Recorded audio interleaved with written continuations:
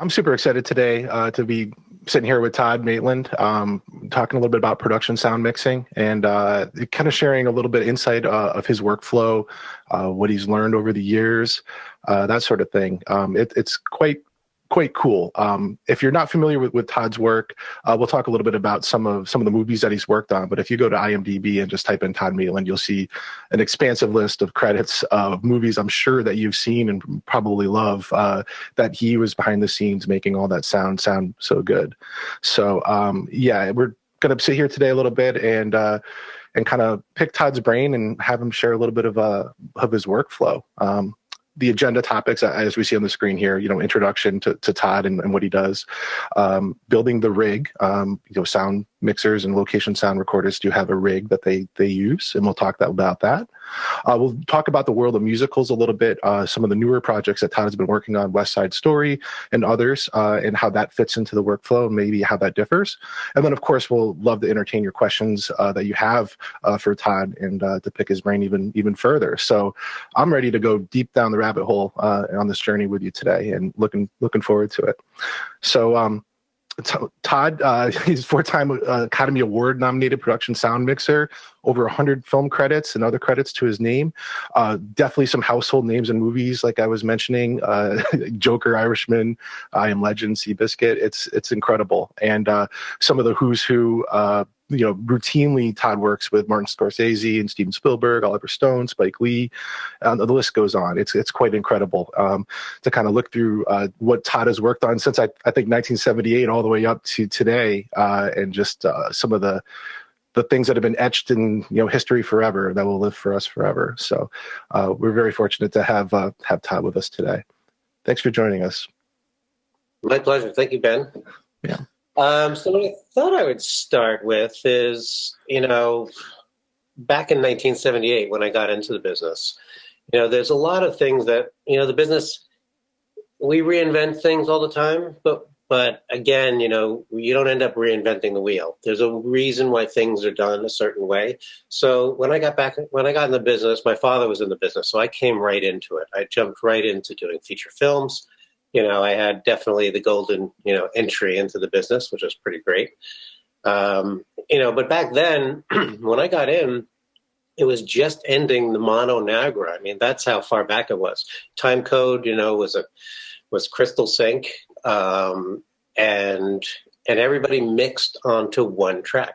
So basically, you had very few wirelesses, mainly booms, and you were mixing to one mono track. So if you didn't open up the fader at the right moment, that sound wasn't getting onto that track. So I always have mixed and really kind of, thought of myself as a mixer, whereas nowadays you can lay down tracks. So nowadays you can lay down ISO tracks. I can, lay down 48 ISO tracks and do a rudimentary mix. But back in those days, you lived and died by your mix, because you would go to dailies the next day and you would see your work, and everybody else would see your work also. So you would go with all the heads of department, director, producer, and you'd watch your work. So that part I've always tried to keep true, because even though we have all these ISO tracks and all of that now, still what gets sent to the studio, what people see now, on since there are no more dailies, everybody watches dailies online. But what they're seeing is really my one mix track. That's the only thing that gets sent to production. So I always try to do the best mix track that I possibly can. And I think that's, that was the original title for us mixers, So back in those days when I got in and when I started mixing, it was all 2-track Niagara. And then I started, then I did some Oliver Stone films, and I started using two-track Niagaras, and then a couple of multiple boards, like for talk radio, and then for Born on the 4th of July, I actually brought a Dolby SR rig, a 100-pound Dolby SR rig, to the Philippines and everywhere else that we filmed, and I used it on JFK also, just because we love the sound. Wiley Statement from Sound Deluxe and I did a lot of work in our early days. We also started the Hollywood Edge sound effects library. but we always were going for the best sound. And in those days, Dolby SR was the best sound. And it was beautiful. It was really smooth and warm. And Dolby SR got rid of any tape hiss in it, but it didn't really affect, the sound quality. So, so I've looked at, my career now going back, and there's so much equipment development. I never thought of myself as being somebody who's really kind of tried to stay ahead of the curve on equipment, because I really am a mixer, and I'm not a techno mixer. Probably the least technological mixer you'll probably meet. But ultimately, I still have ended up pushing the envelope in technology. So back in the old days, I think the picture that's up there now, I mean, that was analog, that was, that was what it looked like, coming in and out of your board. And that was probably on a musical that may have been on, I don't even know what show that was on, but that's probably 1980s somewhere, or maybe 90.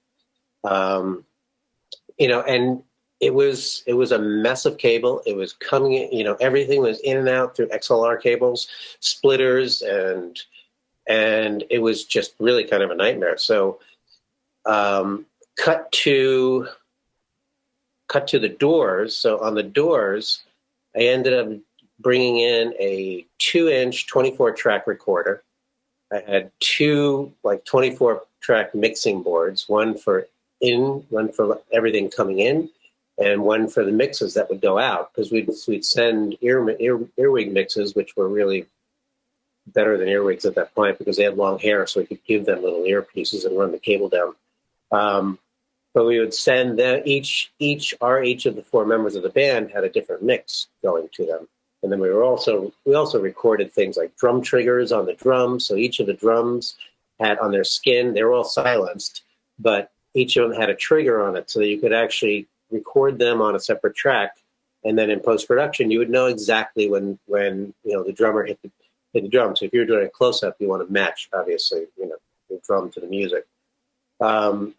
And I would say on that film, it was probably about 7 sound carts, giant sound carts, to do the Doors.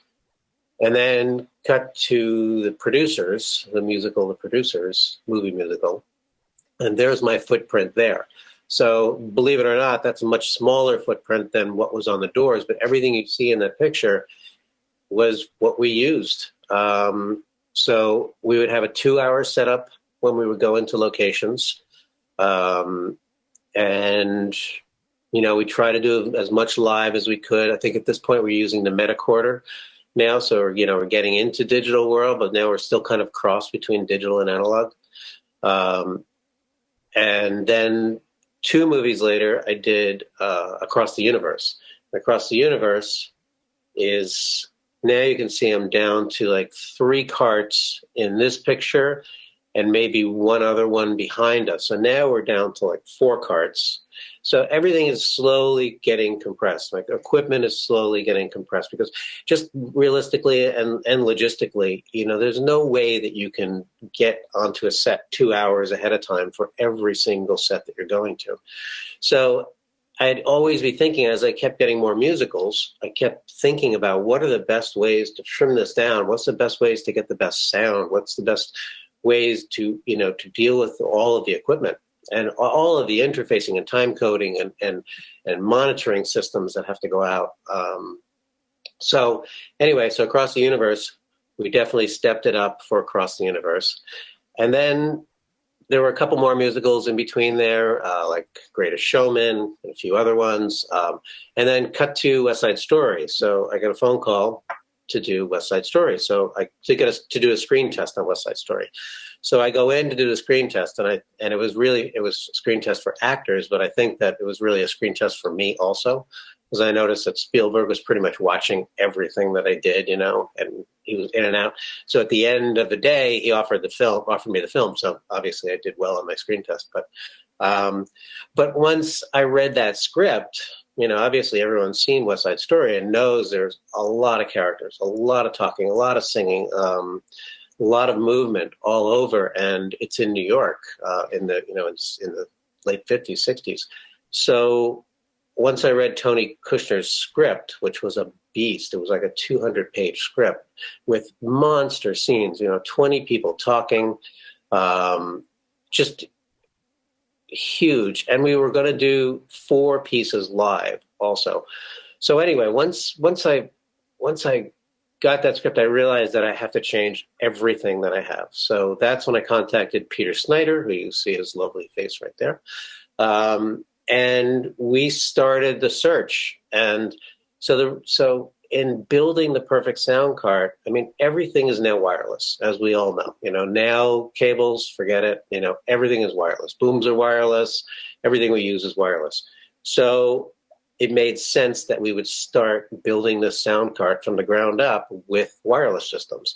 So Peter and I, and mainly Peter, contacted all the main companies. And we did, each one of them came in. It was really wonderful. Each one of them came in and did a whole show for us. And Peter videoed each one of them for Gotham Sound. So we went through every wireless. We had a great opportunity. And the great thing is that every company, I mean, we came in at the right time because companies had made great changes. And every one of the companies that we saw were light years ahead of what I was used to using. So, but we went through everything. And I have to say, the system that I ended up going with was not the system that I thought I would go with. Because, I mean, everybody knows Shure, kind of more as, either, it's kind of the prosumer home stuff, or, they're obviously big in, professional music, but they really weren't into the film world. But their system just won out entirely over every single area, because now I'm basically building a sound card to do a Broadway show on the streets of New York in the summer. And so my wireless packs need to be small, waterproof. I need to be able to immediately deploy 24 wires out on the streets of New York. So if you see that little graph next to Peter there, that was like a typical day when we would do a scan and look for frequencies. And, New York is just a nightmare frequency-wise. So we would do a scan, and then wireless Workbench, the Shure wireless Workbench system was amazing, because we would literally set it up. It would find our 24 frequencies. It would find backup frequencies. It would also find our frequencies for our IFB system. So we'd also be able at the same time to find the same frequency for what we were going to put into our output side. So that way, and I would have different sounds going to different places. Spielberg got his sound. My boom guys got their sound. We had sound going to the set. So everything was everything was on wireless. I even had a ton of wireless speakers. So I had battery-powered wireless speakers where I'd throw an IFB on them and just deploy them out on the set, like hand grenades, and I would surround the set and get the speakers as close as I possibly could, to the scene. I'll talk about that in a minute in doing musical stuff. But anyway, so going through the whole system, the Shure system just won out. So once we went there, then we started building the rest of the cart. And the rest of the cart, was, obviously now you're talking about, so now you need to go, everything is now digital. On the cart that you see there, my Allen Heath mixer, and then the two recorders left and right. There's just one backup sound devices, one backup and one primary. And then all the Shure system is that whole front rack of all the rack space stuff is basically that, and then power system. And unfortunately, there were 2 components that needed AC, so I had to have an inverter on it, and a huge battery system, basically drawing like 30 amps, which is pretty much unheard of in production sound mixer world. And the cart weighed 425 pounds too, which is also not your normal sound cart. But it still all got onto the sound cart where I can go through doorways and go into anywhere. So now I'm down to 2 carts. I have this cart, and then there's another one. If you can go, let's see, that's again the top of the board, and then or top of the cart, and then bottom of the cart. And then you'll see in a minute, there's another picture later of our follow cart. And Jerry Ewan, who's worked with me forever, he built the most amazing follow cart where we could have all of our transmitters in there and all of our secondary stuff. So there's the follow cart on the right, and there's our wireless mic kit on the left. So we would just have mics prepped for all sorts of things, because when you work on a Spielberg job, you have no time. I mean, Steven is out there 20 minutes before call time with a lens in his hand and chalk, and he's marking off, shots, and you got to be ready to go like a half an hour later. We'd have to have 20 people wired and ready to go. So we set up a system where we would basically have the actors come through to us, and we would have all their mics laid out, and all three of us would just get on it. I would set the mic. My guys would, put the straps on. Mainly would go onto their ankles. It seems to be the ankles are really kind of the go-to place now to put wireless transmitters, because actors just don't want them to be seen. It just gets out of the way of everything. Unfortunately, when you go on your ankle, you're losing a little bit of your sound transmission, because now you're right on the ground. And and that puts, equipment and people and more things in the way, of your system. So we would deploy our WYSICAM antennas out there. And I have to say, through 76 days of shooting on the streets of New York, and I can't show any pictures, unfortunately, of West Side Story yet, because they have a total lockdown on any PR for it. Obviously, everything got pushed, a year. So, but anyway, it all became about, redesigning how a musical works, what I need for a musical, how I can be streamlined, how I can be fast, how I can be, fit into smaller spaces. Because now you're never going to get 2 hours to set up on every job, anymore. Those days are over.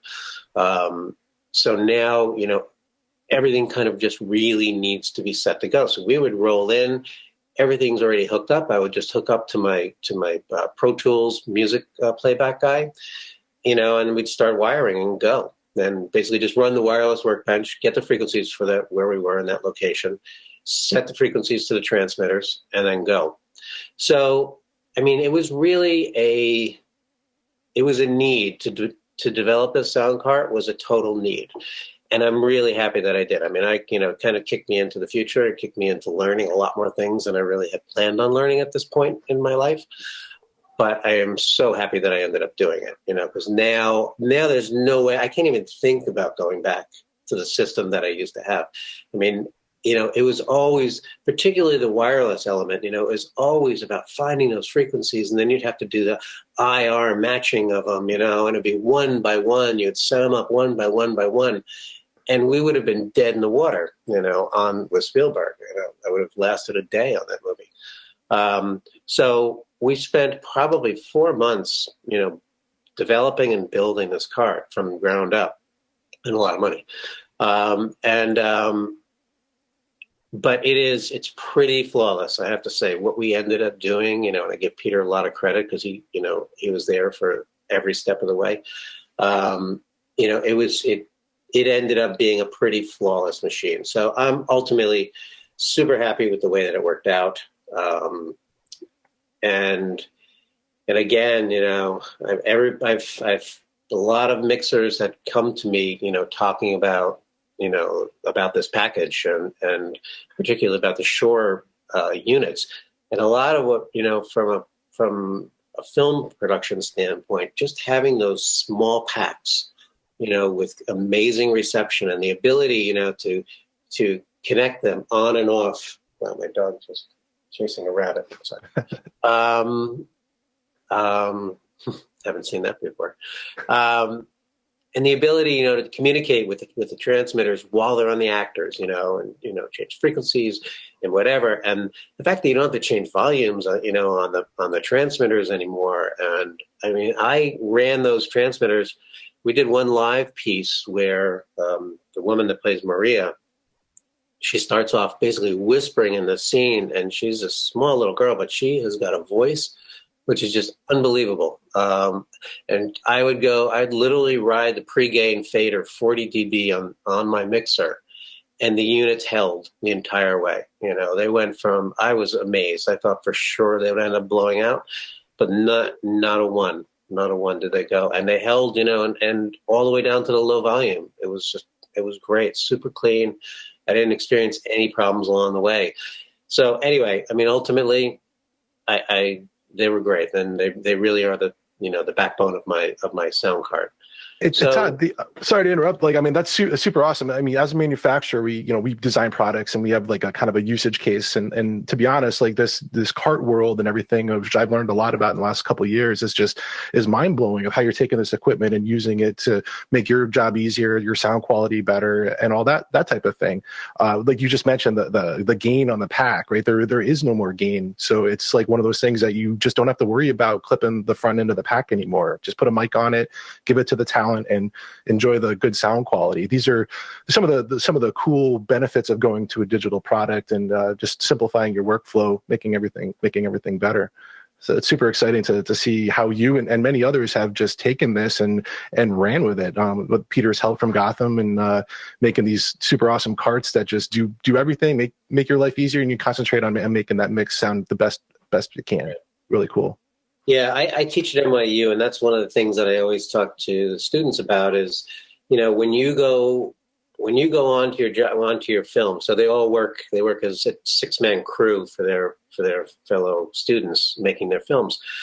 And I always tell them, look, as a sound person, build that sound package, before you get to location, have everything ready, test everything out, because as a sound mixer, you want to be focusing on the sound. You don't want to be focusing on equipment. Like when I got to a set, if I have to sit there and spend time on the equipment and I'm not watching rehearsals and I'm not figuring out how I'm going to wire these people because I didn't notice that they're hugging and talking the whole time and that's what they did in blocking. I'm really putting myself at a disadvantage. So to be able to arrive at a set, and be able to have my one person go through and set everything up while I'm focusing on what we're going to be doing for the scenes makes my life so much better. And then the one other thing about the transmitters is the fact that they don't have an antenna on them, an external antenna, which is amazing because now you can it's so much easier to give it to wardrobe if you have to go that route. You give your transmitter to wardrobe and then they can wire them. You don't have to worry about the antenna being in touch with a sweaty body or that. And one of the things that actually threw me in the very beginning testing stage is the fact that the transmitters are plastic. The smaller units are plastic.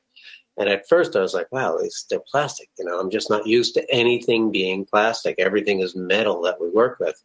But ultimately, that ended up being an amazing factor. And it's obviously one of the strongest plastics out there. So, but the fact that there's, when people sweat, you don't get that, you don't get that metal to body connection through the sweat.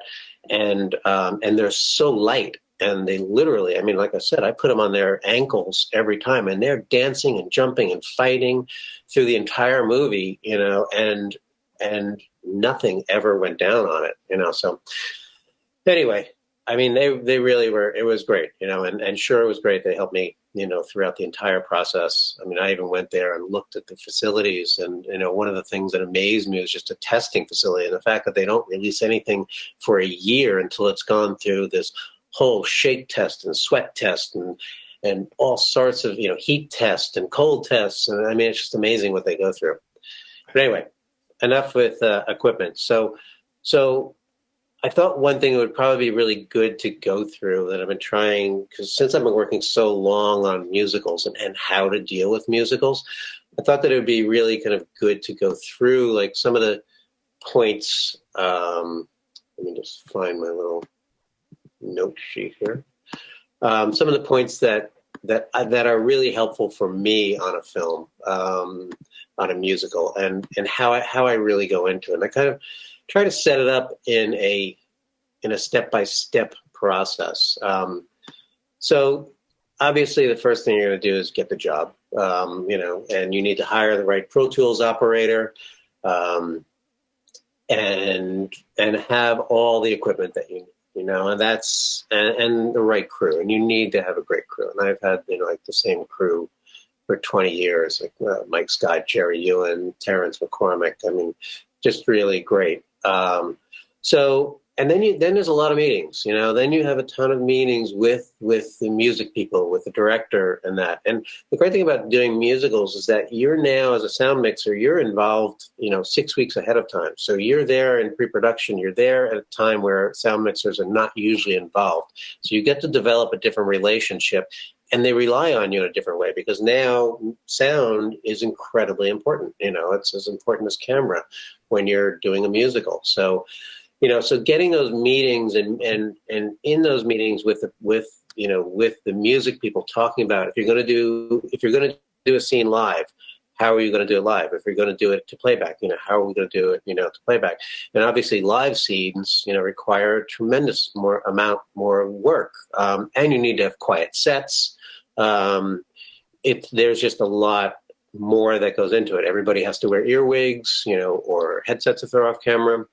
And you're recording them. So one of the other things that I do when I work on a musical is in the vocal pre-records. So when they take the actors in to do the vocal pre-records, which is usually about 3 weeks before production, once they've had time to work through the music and the choreography and realize if there's any moments that they need to alter, timing wise in the music or anything.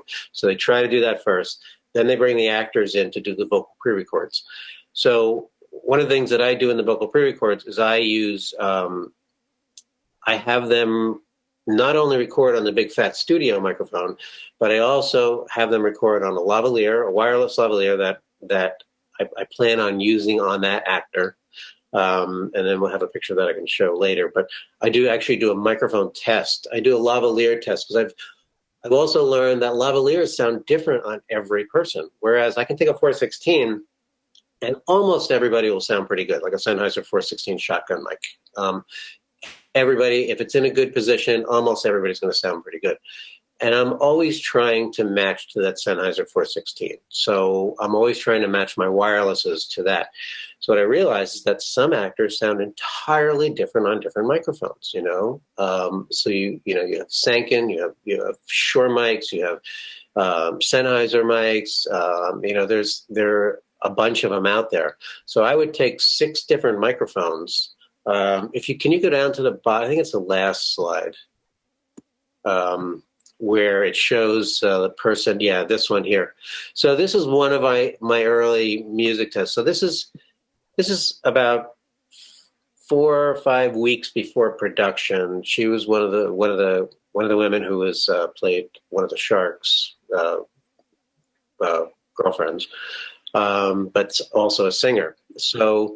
So as you can see the close-up on the left, those are like 6 different, I would lay out 6 different microphones, record them on 6 different channels. And then on the picture on the right where you see her, you see the 416 over top at about a foot, 14, 18 inches away where a boom would normally be.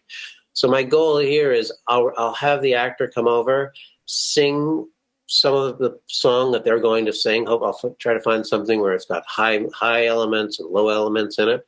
And then I'll also have them talk, because I realized into this whole process that their voices sound different when they're talking than when they're singing. It's on lavalier. So there are times that would have one lavalier. If it was a singing piece, I would have them use that lav. And then if it was a talking piece, I would use a different lav on them. And it just matched better.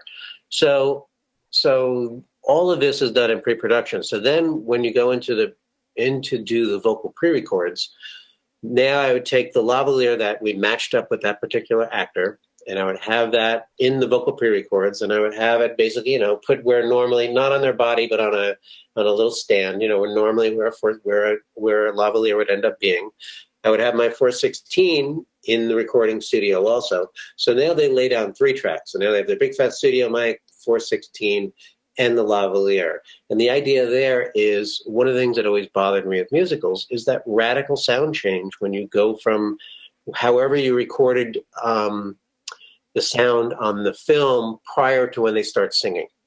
So the scene could be done on a wireless, and then all of a sudden, sonically, they're transformed into this, wonderful big diaphragm, sound booth sound.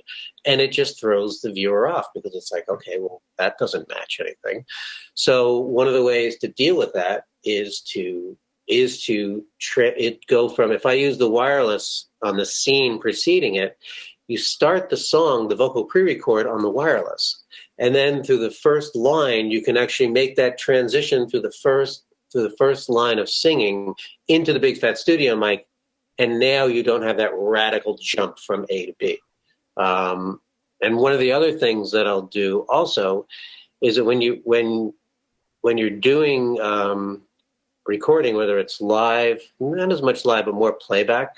So when we're doing playback scenes and it's lip sync, couple little tricks there. One is get the speakers as close as you can, because every 45 feet you lose 1 frame of distance because of the sound travel, the speed of sound traveling. So I'd always get the speakers in on top of them as much as I can. Sometimes you have to supplement them and give them earwigs and that. And then also what I'll do at the end of the scene, because now you've filmed the whole scene and you're using speakers. So any sound that you get is really useless. You're just picking up speakers, music through the speakers. But now when you watch the movie later, you have no background sound. You have no feet dancing. You have no ambience. You have nothing. So again, you're going from a scene where we're filming it, where there's stuff going on. There could be cars moving. There could be, them dancing like on Greatest Showman. There's a scene in there where they have this whole thing in a bar. And they do this whole dance. And they also syncopate all this stuff with shot glasses. And the shot glasses are all part of the whole music in that. So it made me realize that, you have to go and record a ambient track of all of their movement that they'd be doing throughout the entire scene without their vocal pieces. So as soon as we're done filming the scene, doing a playback scene, as soon as we're done filming it, I'll give all the actors earwigs or headsets or whatever and have them do the entire scene without any vocalization. So this way they do all their dancing, they do all their prop work, they do all their breathing, they do everything that they would be doing except for singing. So now you have a built-in in-sync Foley track. So now I'll record it with like 3 or 4 microphones in different perspectives. And now you can just lay this in underneath your edited piece from a playback scene, and it sounds real and it sounds live. So it's a way to make a scene, come to life. So these are just like things that I've kind of figured out, over time to try to make musicals sound as good as it possibly can. So like I said, I'm involved in rehearsals. I'll be there, 6 weeks ahead of time.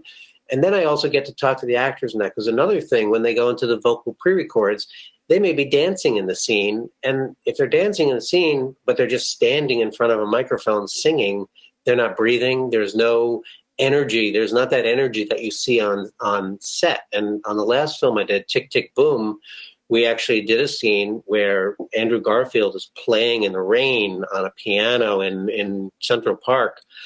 And the pre-record just did not have the energy at all, because it's a very emotional scene and he's like in tears and he's playing.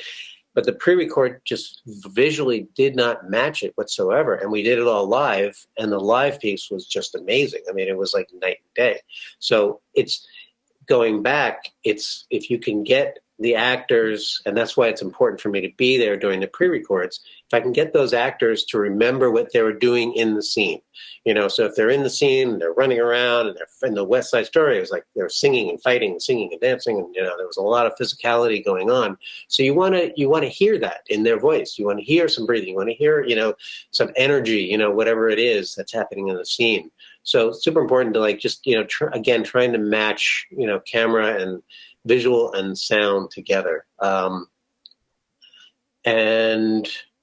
then I would, so in those pre-records, if you go back up to the black and white picture of the, that one there. So that's with Julie Taymor, that's on Across the Universe with Elliot Goldenthal on the left and T-Bone Burnett, and just doing all the vocal pre-records, with the actors. And and you're sitting there, I don't have that much to do while I'm there, but the moments that I need to interject are so important, and also besides setting up the microphones, the way that I know they're going to be set up on the set. But being there and being involved with their inflection and being involved with, all the elements of the pre-record are just really, really helpful, for me, from my point. So anyway, then So going from pre-records, then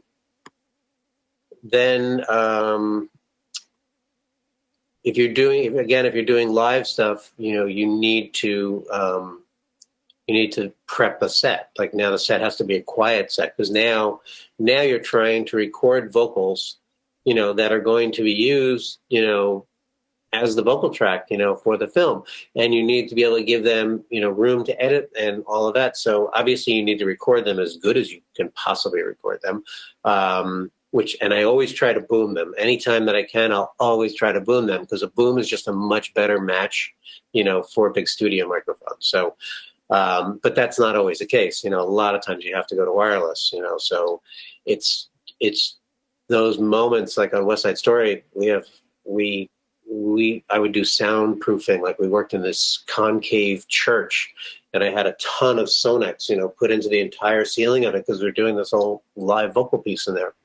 So you really need to set the environment up to be more of a, better environment. You have less room to have background, sound in it. So, and again, you're just trying to record it, the best way that you possibly can. And like I said, I'll try to always use booms if I can when I'm doing it.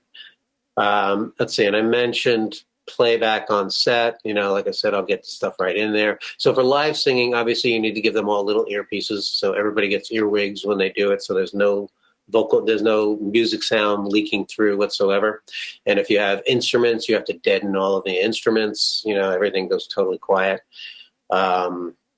And then lip syncing is another thing, so in pre-production, I'll work with the actors on lip syncing. I'll have a camera in there and I'll give them, I'll mic them. I'll put my mic on them. And, that's another thing that I do actually also, which is helpful, is even for playback scenes when the actors are lip syncing to speakers and there's nothing usable you can get out of it, I'll still wire the actors. And they'll be on their own ISO track. And the reason I do this is for post-production, because now post-production can A/B my microphone with the actual playback track, and they can see how synced the actor is in with their piece. So it's really it's a great tool for post-production, and they love it, because now all they got to do is just line up, the actor who's, there. And I always have them sing also, if they're doing, even though they're lip syncing, they need to be singing. They need to look like they're singing. They need to sing at the exact volume that they would sing it if they were singing it. And then this way I record that on that ISO track.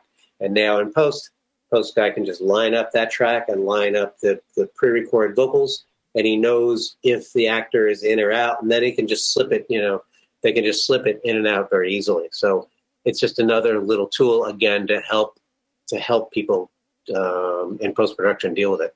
So in lip syncing, like I said, I'll work with them. I'll bring the actor in those pre-production stage. I'll bring a camera in and have them lip sync, because not everybody's a great lip syncer. And sometimes you really need practice doing it. So there are times we've had actors that we've just constantly run them through over and over and over again, until they really look like they're actually singing a piece.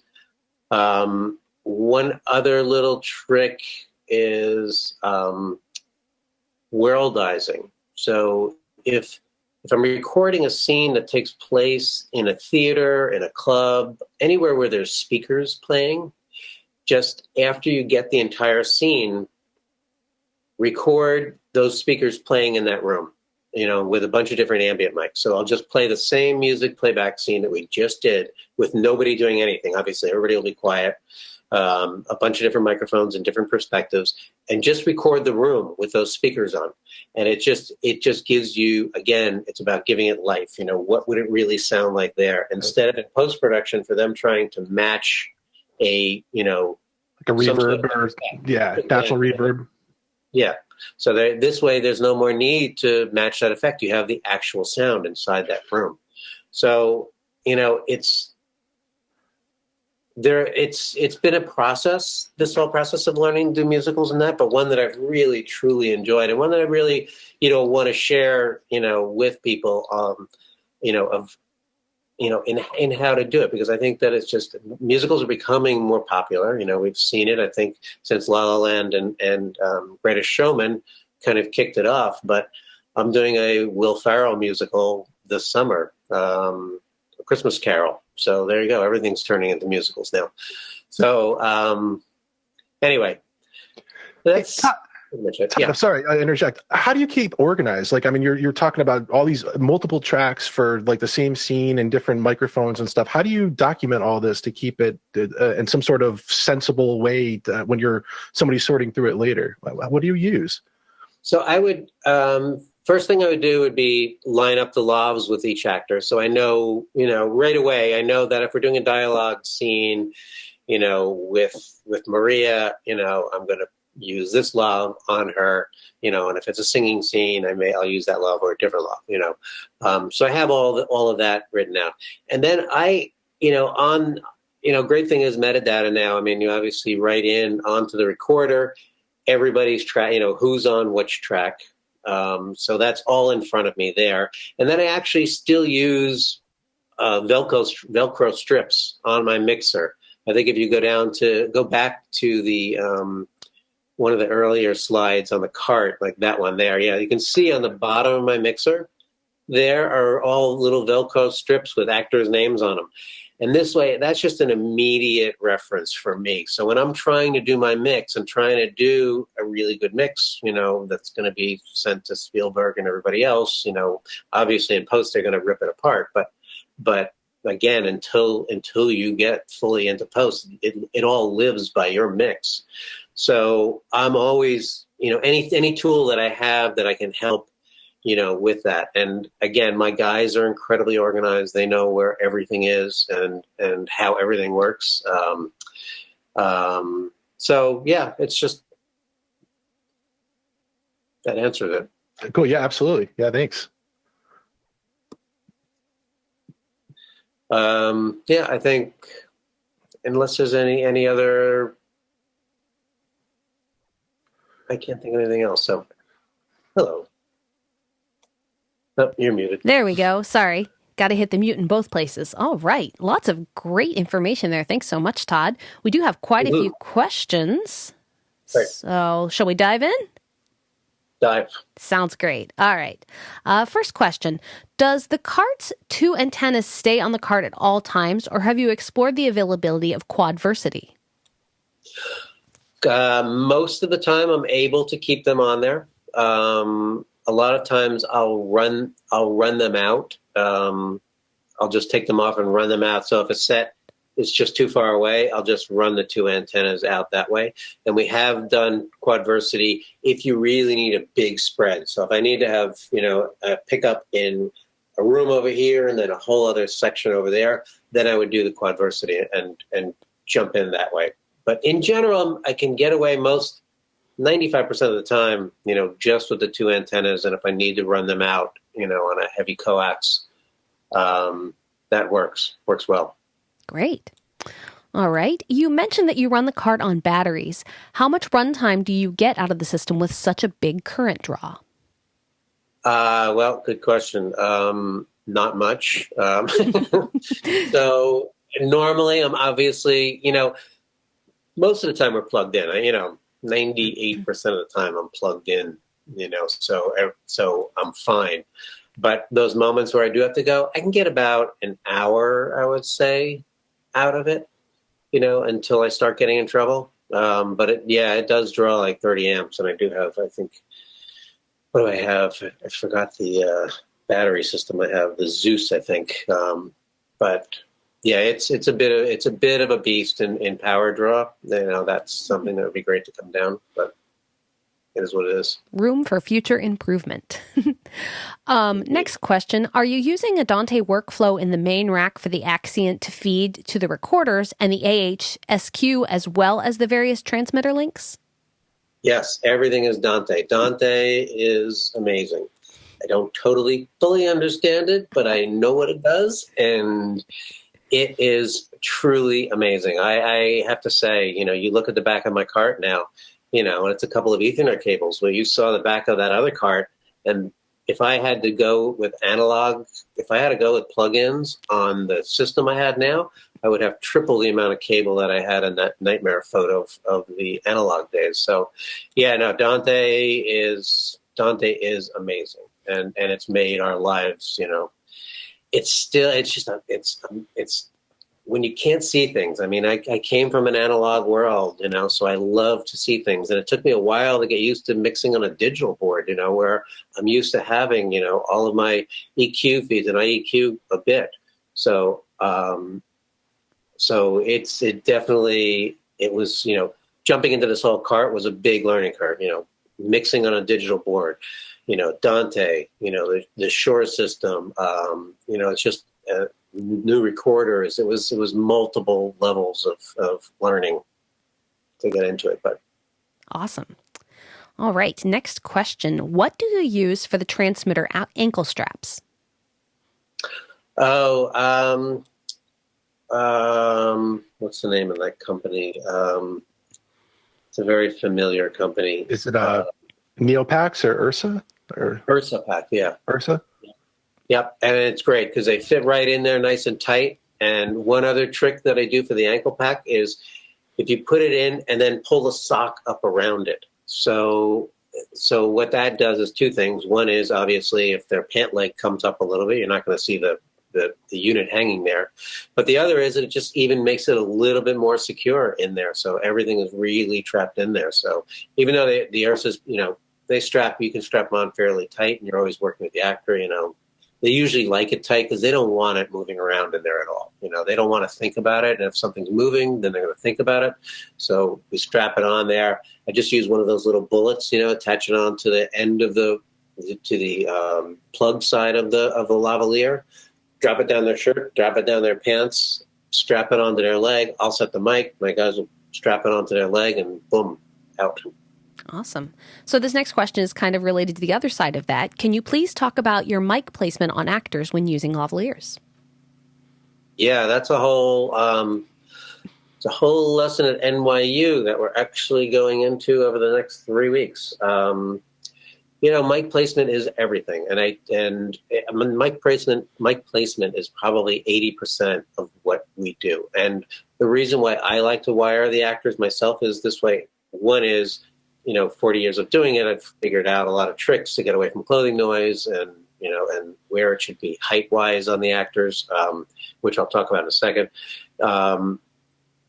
But it enables me also, if there's a problem, I can go out on set and I know where the mic is. I know what potentially could be the problem. So if somebody else did it, and a lot of people work that way, and it's great. But for me, I'd much prefer knowing exactly where the mic is. So mic placement is like booming. It is the most important thing. If the microphone is not in the right place, it doesn't matter what equipment that you have, you're not going to get a good recording. So, the optimum place, for a mic is, right about here, generally. And obviously different clothing is going to affect entirely, your sound. That's one of the things I also talk about with my students at NYU. Since they're directors, they're in the grad school, none of them are there to be sound mixers.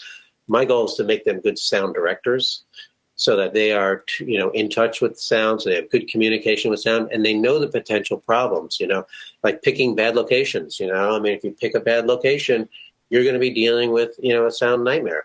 If there's construction across the street and you don't see it, there's going to be construction on your soundtrack. But if you do see it, it's okay. It's obviously now it's justified. So with wirelesses, here is the general spot is where I said, but again, certain times you need to go higher, certain times you need to go lower. If somebody's super loud, I'll go down a little bit. If it's a really bouncy room, like a bathroom, a tiled bathroom, I'll bring it up a little bit sometimes just because it's still picking up too much of the room. And if we're outside in the streets and it's really noisy out, sometimes I'll even go up further. But obviously there's diminishing returns. So if you get it up past here, you're starting to get under your chin. And once you get under your chin, you start losing frequencies. You start losing pretty much the higher frequencies. So anywhere above here is you're getting into that danger zone of altering the quality of the sound that you're going to get from it. So, and then there's a million different tricks as to how to get a microphone, hide a microphone without getting noise, which is a whole thing in itself. But yeah, microphone placement is 100% of the ballgame, or 80% of the ballgame.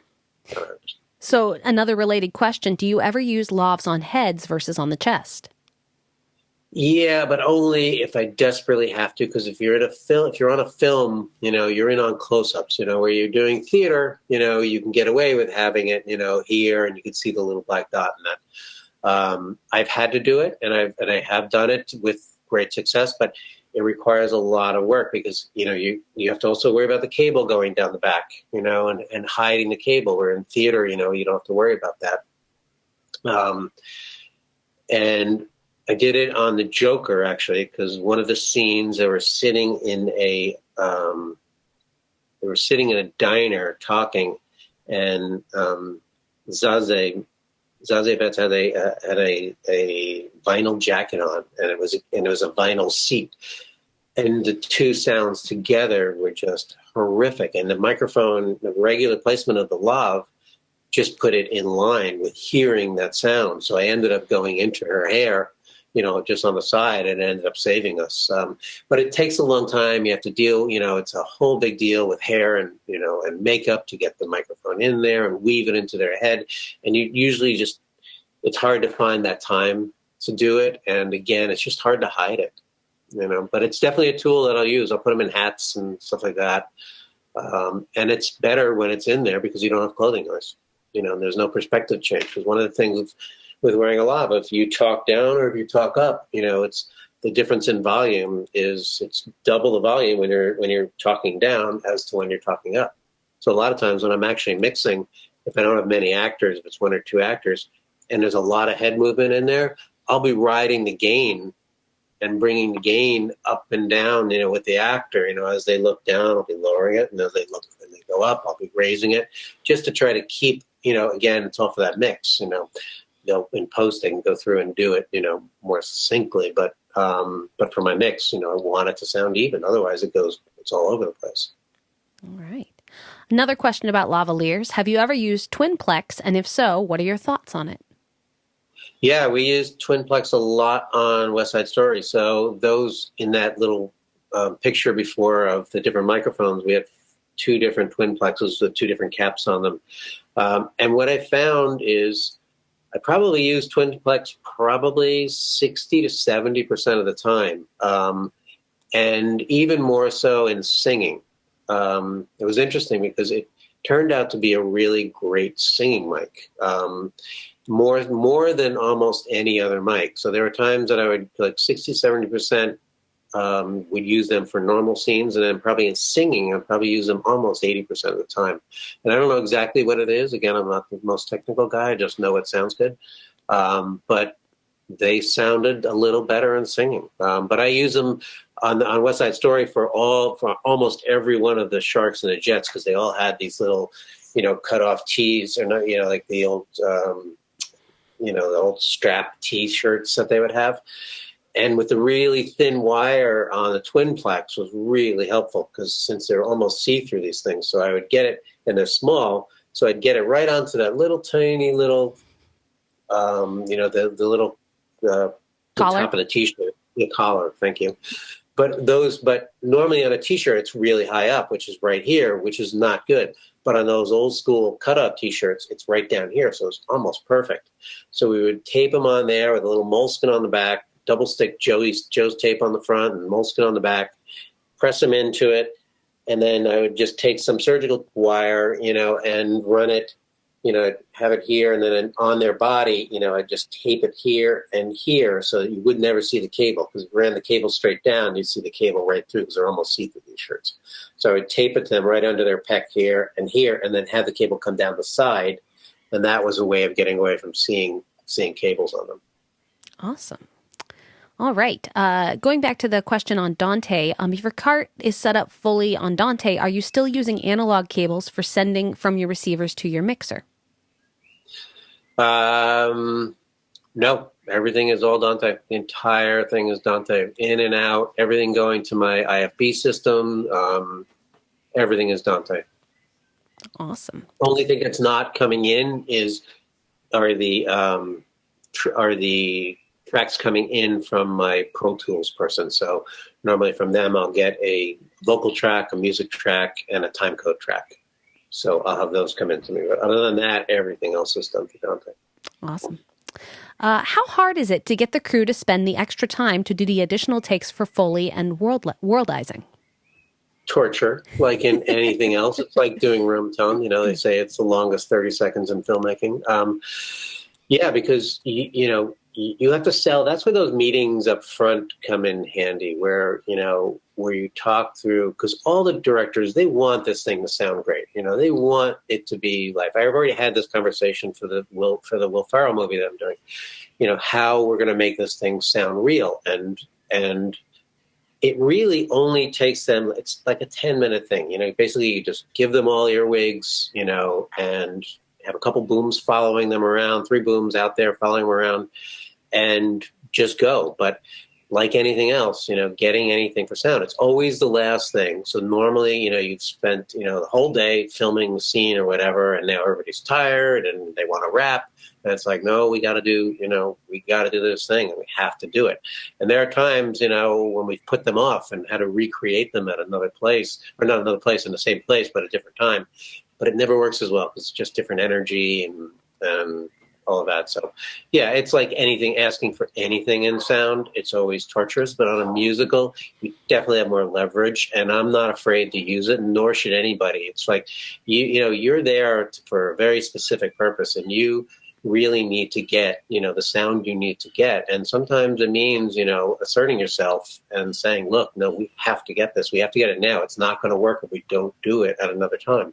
And then I'll go to the director and say, look, we've got to do this now. And then get them on my side if, production doesn't want to do it. So. Awesome. Regarding the SQ5 mixer, was that a specific choice or just something that would fit into the rack? A specific choice. Yeah, we looked at a bunch of things, and it had a little bit easier at the time. The only things out there was Yamaha. It was, again, this is 2 years ago when we were putting this thing together, which is amazing. But so my choices were a little bit limited. Sound Devices didn't have their little board out yet, and that's more 16 track, which is generally good for almost anything, but still I needed more on this. I needed like 30 tracks generally.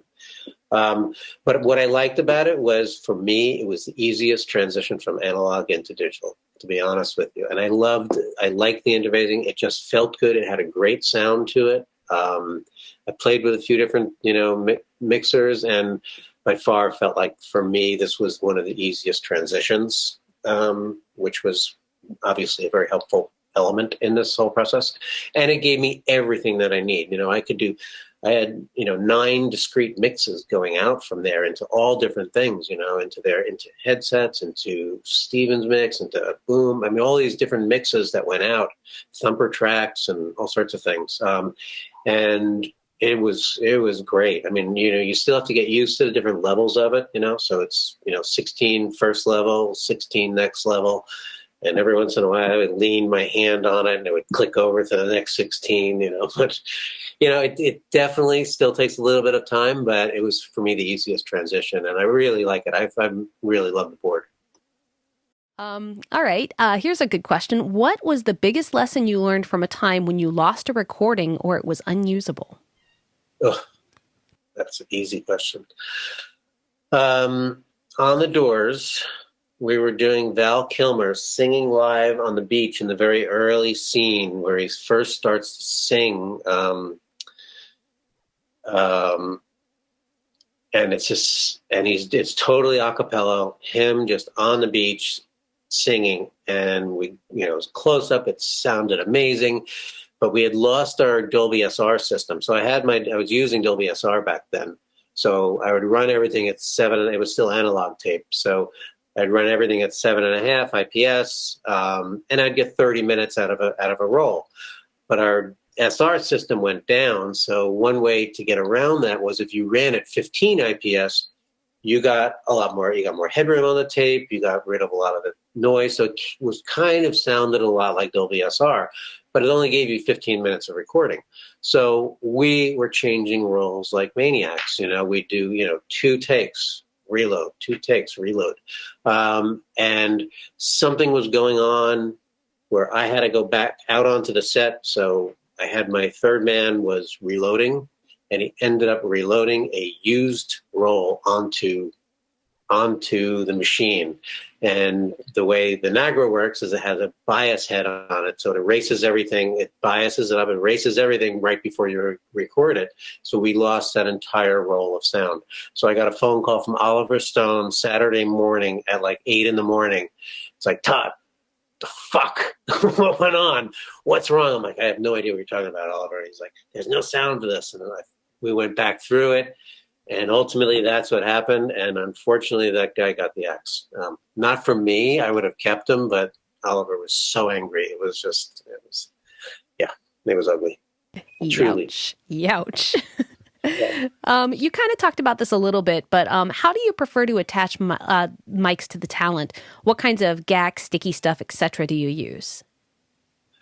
Big user of Joe's sticky tape. I think Joe's sticky tape is the best thing for wirelesses, and whether I use it on two sides of the mic or one side of the mic, so if you're doing it like on the t-shirt situation I was talking about before, I'd have a little strip of Joe's sticky, and then I'd have the lavalier, and then I would have moleskin, just a little bit of moleskin on the back side of it.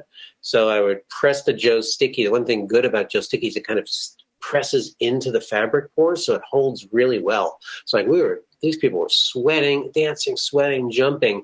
And if I got them when their shirts were dry and I was able to kind of really push it into the fabric a little bit, it would stay in there. Wardrobe doesn't love it as much, but, we got to make sacrifices here and there. But anyway, and then I would put moleskin on it. So when the moleskin would be up against their skin, so the moleskin was just really soft against their skin. But moleskin doesn't work against other fabrics. Because now you're creating one fabric against another fabric, and it's just going to make noise. So like if I were just wiring even like something like this, I would just put Joe's sticky tape on both sides, right around the microphone, and just put it right here and seal this thing right like that, and just have it just peeking up straight up the top like that. So the mic would be just right here. You'd see it if the camera were like that, but you'd never see it if the camera was straight on. So yeah, Joe's sticky tape is by far my favorite. And then there's a bunch of other tools and that are out there. The new little windscreens are really great. It's like if somebody's got a super hairy chest or something. We worked on this show where this guy had it was like a Brillo pad. It was like a forest in there. It was the noisiest thing I've ever heard. And we ended up actually putting on, and another TJ O'Mara, a friend of mine, ended up telling me, try using like one of these little mini, they're like Rycote, the little mini hairy windscreens. Put that in there, and it just like nestles in the fur, and it like kind of cancels it all out, and it ended up being great. So there are a lot of little tricks. There's a ton of tricks, and there's a ton of new gadgets out there too, that work really well. That's great. All right, this is an interesting question. I'm helping a high school group with a tiny budget to recreate their theater show for film, turning it very much into a musical. What are the top 3 most important things you would tell a director or producer going into a project like this for the first time? All right, so they're doing a film of a theater production. Is that what it is? Yes, I believe that's the question. Okay. I actually may be doing one of those in 2 months. So try, if it's low budget, you're not going to end up using earpieces and all that. So the way I'm going to do it is like all the actors will have earwigs in, so I'll be able to record all of their vocals individually clean on isolated tracks. So if you're doing it that way, so what would you tell the director? There's a bunch of things that go on to it, like time code and all of that. You need music time code from the playback so that you can edit around it. But for the director, again, dealing with microphones, getting where the microphone's going to go. I mean, I'm lucky on this next thing that's coming up where they're going to use the theater type pieces, the Madonna thing. So that's one thing I would say to the director right away. If you can use those, you're much better off, because then you're not going to deal with bad sound. The mic is always going to be in one place. It's never going to change. You're never going to get clothing noise. So it's really by far the best way, to go about recording it. That'll save you so much, in trial and tribulation in post-production. For a director going into it, Another thing is you have to keep the music playback as low as you can on the stage. So you just want it loud enough so that the actors can hear it, because this sets you up for editing, because once the music is on your track, if it's too loud, it's going to make it very difficult to edit. You're going to have to actually edit around music points. And that, you don't want to have to do that if you don't have to. So if you keep your music playback as low as you possibly can on the set, just enough so the actors can hear it. And then if they're all mic'd with that microphone close to their mouth, generally their volume will be enough to override the lower level of music once you put new music in the editing room. And then a third thing, I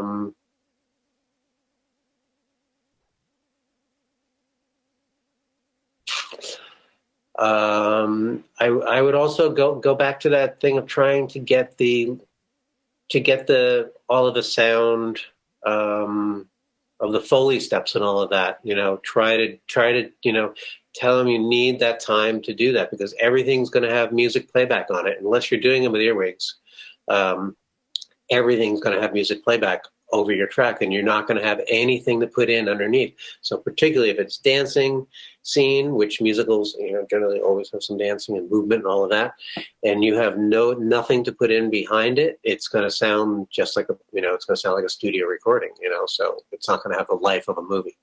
So those are the things. And then I would also have a microphone wide out into the theater. Also always run a track with a microphone wide into a theater, just to give you that ambience of the room. Awesome. Great advice. All right. Next question. You said that you, of course, try to get the best mix you can. How much processing are you doing on the front end, and how does the A&H send to the PT rig? I do very little processing on the front end. I honestly don't do any processing. I don't use compressors. I don't use limiters. I do things straight out. And I just read an article in CAS magazine about using, noise, treatment, in production. And I get it. There are a lot of times where I know it would have made my mix, sound better if I could have, just denoised some of the stuff, for whatever the noise was. But I don't. And I might try it, after reading this article. I may try it. I'm not sure. But, now that I'm finally getting comfortable with my rig, although I really haven't worked much in like the last year, like everybody else. So I have to dive back into it and get used to it all again. But and then what was the second half of that question from the? Yes. How does the A&H send to the PT rig? Send to the PT rig. Yeah, I'm not sure what the PT rig is. Pro Tools. Oh, Pro Tools. Thanks, Ben. Very good. Well, actually, Pro Tools is ending up sending to me because they are playback. So they're sending me their playback track. So they're always sending me a vocal track, a music track, and a playback timecode track. And I always record that playback timecode track on one of my ISOs. Again, it's just for post-production, so they know exactly where we are in the music. And then I always record the music track also on other ISOs going into it. But if we happen to be doing a scene that comes in and out of live, so I've done a bunch of scenes where you go from playback to live, back to playback. So when you do that for that mix, now I'm going between their live mic and the vocal pre-record mic, So if we're in playback, with vocal pre-record, and then as soon as we make that transition, dump the pre-record vocal mic and come up with the live mic, and then go back and forth and try to make a match. Another thing that I like to do in post-production is get the tracks that my Pro Tools operator has. I try to get them as dry as possible. I don't want reverb on them. I don't want echo on them. All of the things that they do in treatment for a normal, studio album, that only hurts us in production. We want them to be as dry as they can so that they can match what we're recording on set. Great. This is an interesting question. How much overlap do you think there is between live audio and film audio? Can someone who has worked live shows feel confident applying for film audio work? Every one of our jobs are so incredibly specific. And it's whenever anybody asks me about getting into the business or that, I always tell them, it's that measure twice, cut once rule. Spend the time learning what you want to do and then go into it. So coming from live audio, you obviously have, a lot of knowledge, but then learning film is a whole other knowledge base also. So you are probably 25% of the way, coming from a live audio background. Certainly with musicals, it definitely helps, so maybe you're 40% of the way there. But learning cameras and learning boom mics and learning, wireless mics for dialogue and all the background, all the sound maintenance stuff that we always have to do, like refrigerators and all those silly things that you do, trying to get, the best, environment to record in, and all of the tricks and interfacing with camera and time code with camera and all of that. So, you're definitely part of the way there. It's not an easy transition. You need to get onto a film set because it's really the only place to really learn. Even teaching at NYU, the great thing is that they create their own film sets there. So we do workshops, in the classroom, but then they go out and they actually do their recording. So, everything I can teach in the workshop is, some of it just goes out the window, when you're in the heat of recording, because, you're doing live work and sound is one of the things that always gets pushed back to the side, so as a director, you're losing the light and you got sound issues and it's like, oh, well, we'll deal with it later. And then later, you end up kicking yourself. So I guess that kind of answers this next question a little bit, but can you recommend any books for people that want to enter the industry, or any programs that might be applicable? There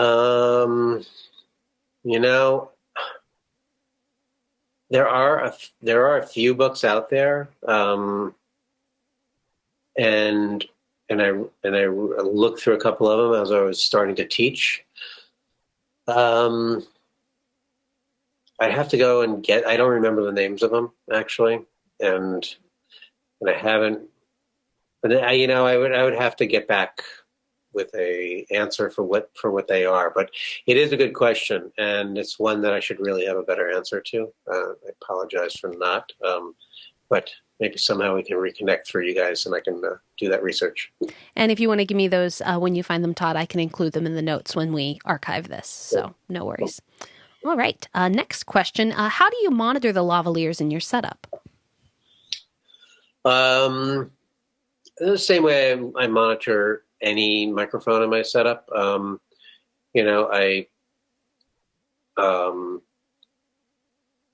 when I wire an actor, I always try to find out how loud they're going to be, what their movements are going to be. I listen to them a little bit before they go off onto set, make sure everything sounds good.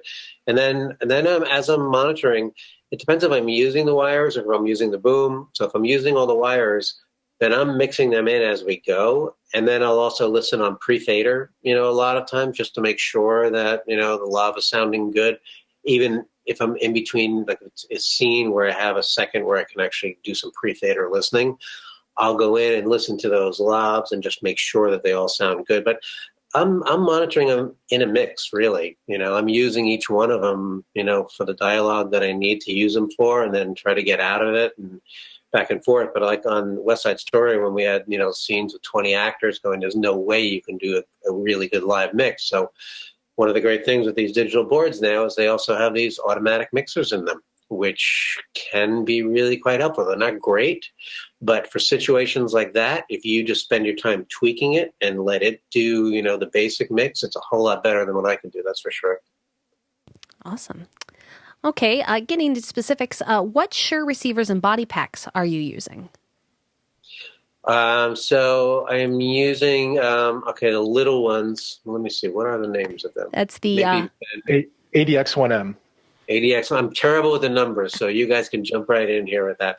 And then I have the rack-mounted 84Q -DC, the DC powered variant. So Todd's using the dual powering option where you can either use AC or power it from a 12-volt source. Right, which is key for me. Unfortunately, my Allen Heath is AC, which is difficult. And I'll use the bigger wirelesses. What are they? ADX1? What are they? Yep. Yep. So I'll use those on my booms, and now you guys just came out with a plug on, so I'm looking forward to trying that out also. But what I've been doing is I've been using the ADX1, which has more output on it, and I mount those right up at the end of the boom with a power supply, with a phantom power supply for my mics, and they're great. They've been great. Awesome. This is a good question. I like this one. What is your single most important piece of equipment? Well, now it's wirelesses.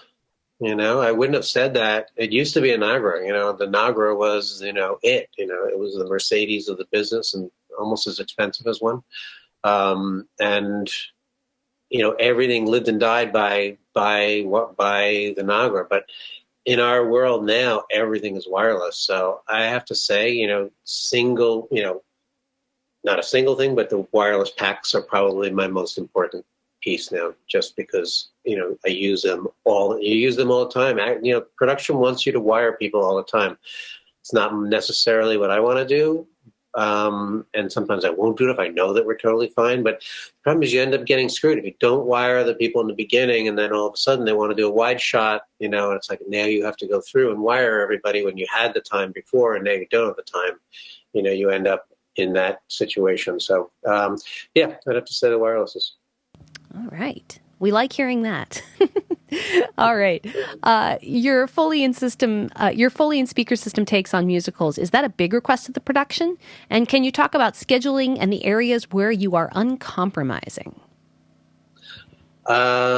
Yes, it's definitely more expensive for production, because now you're supplying speakers and, wireless, transmitter receivers, and earwigs. And, so doing musicals is definitely more expensive for a production. I'd say their kit is probably double what it normally would be on a regular sound job. And what was the other one? Scheduling what? Where are you uncompromising? Where do you refuse to compromise in terms of getting those types of takes that you need? Really in the sound quality of their voice. If I know that it's not working, and here's another thing that's good to know from years of doing it is what piece of a scene are they going to use? If I know that they're not going to use this piece of this scene on this particular camera angle, and they happen to go like that over their microphone, and it's unusable, but that they're not going to use that angle. It's not the right piece that they would use for that.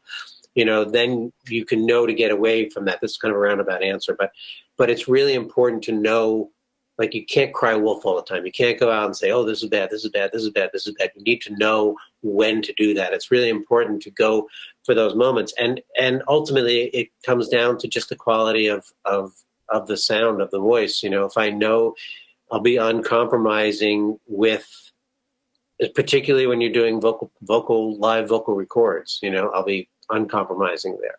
I'll fight for everything that I can possibly fight for. And it is a battle sometimes, it's, the reality of filmmaking is there are a lot of moving parts, and you're only one of them, even though, you're a more important one on a musical, but still, you still have to interface, with everybody, and time is time. All right. Well, obviously we've run long and we still have a ton of questions. So, unfortunately, we're not going to get to all of them. I'll try and pick out a couple more in a little bit. On my answer. No, we want to hear your answers. It's better to get a good answer, I think. Let's see. Let's just end on a fun one. Where was that one? Here we go. This is a fun one. What has been your most exciting moment in your work? Exciting moment. I would probably say on the Doors, because I'd never done a musical before, and never done anything to that size before. And on day one of filming, Oliver Stone always likes to start off with one of the most difficult scenes on day one. I think he just likes to shake the shit out of everyone. And either you sink or swim. So we set up, and it was the scene where the Doors, where they just came together, and they're writing and singing Light My Fire. So they're sitting in a Malibu beach house, this old kind of funky Malibu beach house. And they start the scene by, it's a live thing where they're playing instruments, and it's all live instruments, and they start like writing it, and they're coming up with different ideas. They're strumming and coming up with different tunes. And it's one that they all had learned, all the actors had learned to play. And then it went into playback. So as they halfway through the scene, it went into playback. And I had set up in the bathroom of this place the day before. It was a gigantic, like I said, a monstrous setup, this 24-track analog machine, all of this playback stuff, all of the, ERP, all of these things that, going down a road that I've never gone down before. And when we did the first scene, first shot, we did the entire song all the way through from beginning to end. The whole scene, it was probably a 10-minute scene from beginning to end. And we did the entire thing straight through live. And I would say after that, I was, you can do everything you can do to prepare for those moments, but the reality is that there's so many variables in what we do, that you never know if it's all going to work. And when that worked, it was probably one of the best moments. That's amazing. Tod, thank you so very much for joining us today. This has been amazing. We could keep you on here and just talk all day, but you have more important things to do. So I really don't. No, I'm actually just up in the house hiding out, COVID. Awesome. Well, thank you so much. And we want to thank you all for joining us today. We hope you learned something. I know I sure did. And we hope to see you on the next one. Thank you so much and have a great day. Thank you, everybody. Pleasure. Thank you. Bye. Bye-bye.